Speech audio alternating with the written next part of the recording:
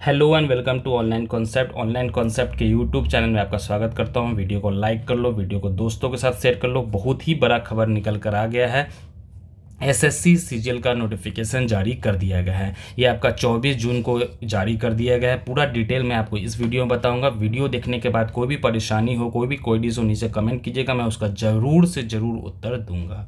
ठीक है। सबसे पहले मैं आपको इंपॉर्टेंट बात बता दूं कि इसमें कितना वैकेंसी है। बहुत इंपॉर्टेंट है क्योंकि बहुत बड़ा खुशखबरी हर स्टूडेंट के लिए जो तैयारी कर रहे हैं। 17,000 इसमें वैकेंसी रिलीज़ किया गया है। अलग अलग पोस्ट में बात करूंगा इसमें मैं सीजीएल का। तो सीजीएल का मतलब आपको पता होगा, कंबाइंड ग्रेजुएट लेवल एग्जामिनेशन। मतलब जो मिनिमम आपका इसमें क्वालिफिकेशन रहेगा वो ग्रेजुएट लेवल रहेगा। मतलब ग्रेजुएशन आप कंप्लीट कर लिए हैं तो आप इस फॉर्म को भर सकते हैं, जॉब ले सकते हैं। बहुत ही ड्रीम जॉब होता है बहुत सारे स्टूडेंट लोग का।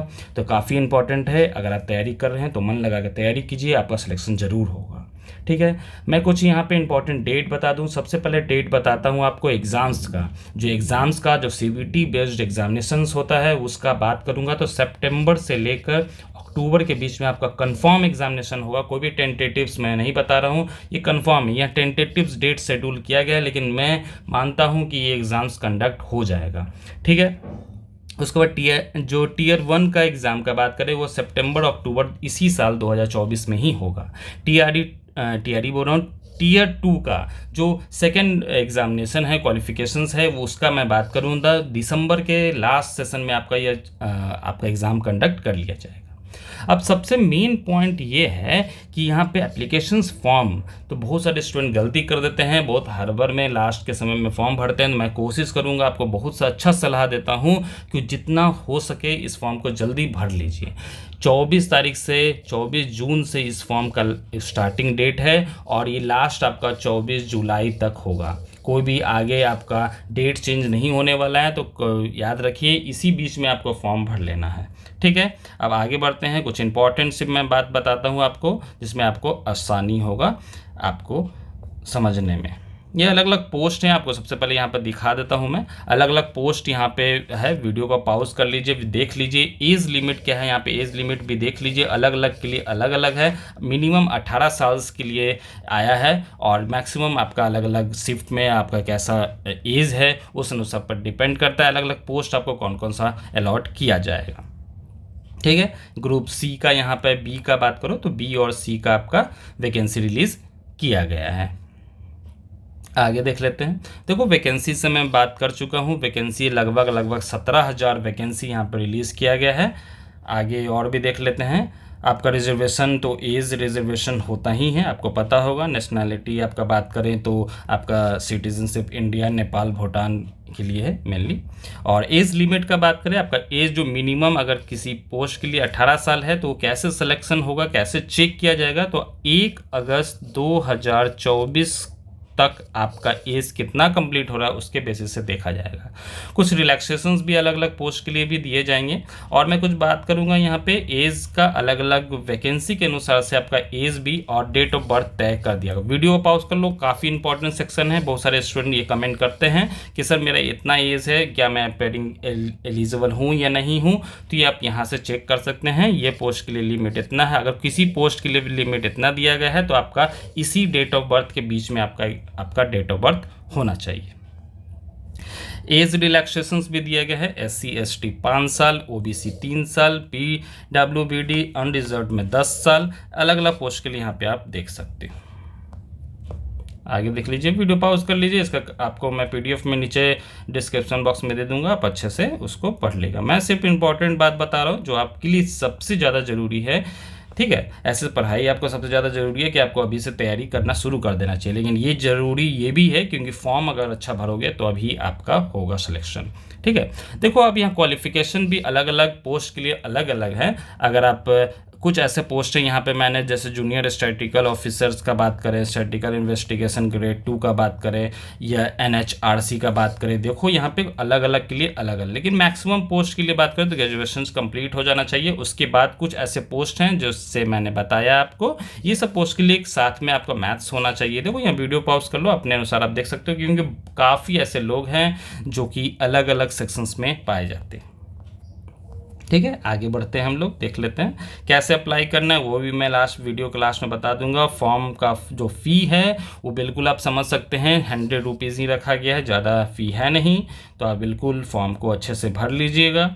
और भी मैं आगे देख लेता हूँ, सेंटर भी आपको हर सेंटर में मिल जाएगा लगभग। आपको अगर आप कोई भी स्टेट में रहते हैं उस स्टेट के अनुसार भी आपको सेंटर मिल दिया जाएगा, कोई भी इसमें दिक्कत होने वाला नहीं है।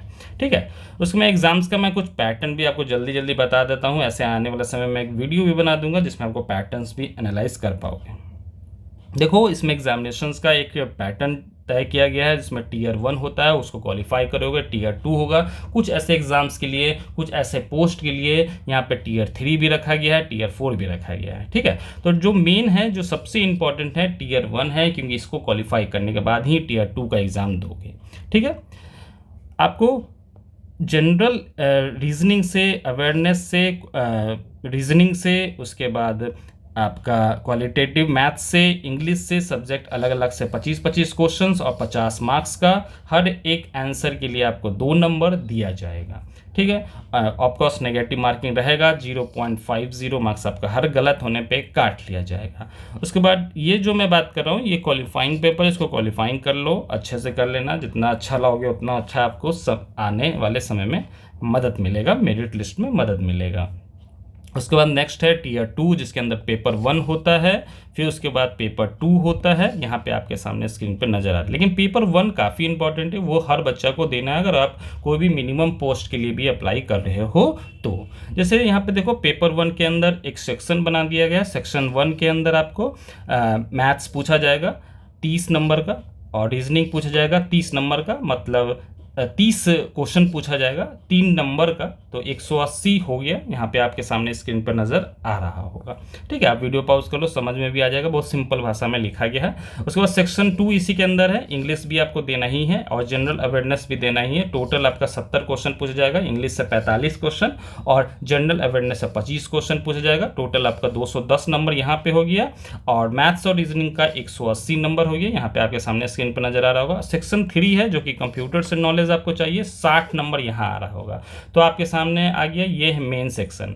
अब कुछ ऐसे हैं जिसमें डाटा एंट्री का भी स्पीड आपको चेक किया जाएगा। उसके बाद पेपर 2 है, कुछ ऐसे पोस्ट के लिए ही सिर्फ है, सभी के लिए नहीं है। उसमें आपको 100 क्वेश्चन पूछा जाएगा, 200 नंबर का। ठीक है, आगे बढ़ते हम लोग। आगे भी आपको इम्पोर्टेंट यहाँ पे जानकारी दिया गया, जैसे मैं आपको वीडियो यहाँ पे PDF के सबसे अंतिम पोस्ट में ले जाऊँ, तो यहाँ पे आपको रिलैक्सेशन तो मैं आपको बता चुका हूँ, अच्छा खासा यहाँ पर रिलैक्सेशन अलग अलग कैटेगरी में है। देखो, यहाँ पे अगर नया कैंडिडेट अप्लाई करते हैं उनको कैसे बताया गया है कि स्क्रीनशॉट यहाँ पे ले लिया गया है, उसके अनुसार बता दिया गया है कि आपको सबसे पहले अपना पर्सनल डिटेल, पासवर्ड बनाना होगा, एडिशनल डिटेल दे दीजिए, डिक्लेरेशंस फॉर्म भर लीजिए, सब कुछ यहाँ पे बता दिया गया है। आप एक एक कर फॉर्म को अच्छे से भर लीजिए। ठीक है, आपको रजिस्ट्रेशन नंबर भी अलॉट कर दिया जाएगा, उसके बाद आप पासवर्ड भी अपने अनुसार सिलेक्शन कर लीजिए। ठीक है, मोबाइल पर भी आपका ईमेल आईडी पर भी सब पर डिटेल मिल जाएगा। उसके बाद अलग अलग फॉर्म है, क्या डिटेल है, आपको सब कुछ अच्छे से भर लेना है। डिक्लेरेशंस फॉर्म भरकर कंप्लीट फॉर्म को कर लेना। आई होप आप समझ गए होंगे, अच्छा जानकारी मिलेगा। कोई भी क्वेरीज हो, कोई भी जानकारी लेना है तो आप नीचे कमेंट में कर दीजिए, मैं उसको जवाब दे दूंगा। मिलते हैं हम लोग अगले वीडियो में। Thanks for watching.